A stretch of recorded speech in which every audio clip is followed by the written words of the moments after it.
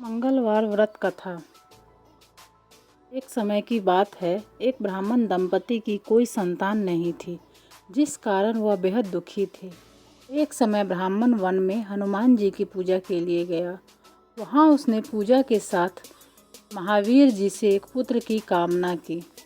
घर पर उसकी स्त्री भी पुत्र की प्राप्ति के लिए मंगलवार का व्रत करती थी।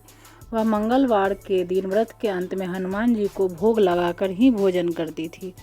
एक बार व्रत के दिन ब्राह्मणी न भोजन बना पाई और न ही हनुमान जी को भोग लगा सकी। उसने प्रण किया कि वह अगले मंगलवार को हनुमान जी को भोग लगाकर ही भोजन करेगी। वह भूखी प्यासी 6 दिन तक पड़ी रही।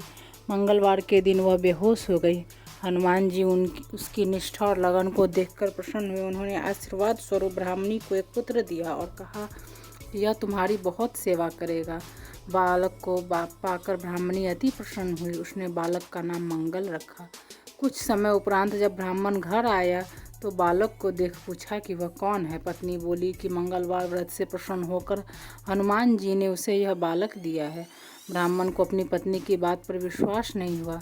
एक दिन मौका देखकर ब्राह्मण ने बालक को कुएं में गिरा दिया। घर पर लौटने पर ब्राह्मणी ने पूछा कि मंगल कहाँ है। तभी पीछे से मंगल मुस्कुराकर आ गया। उसे वापस देखकर ब्राह्मण आश्चर्यचकित रह गया। रात को हनुमान जी ने उसे सपने में दर्शन दिया और बताया कि यह पुत्र उसे उन्होंने ही दिया है। ब्राह्मण सत्य जानकर बहुत खुश हुआ। इसके बाद ब्राह्मण दंपति प्रत्येक मंगलवार को व्रत रखने लगे।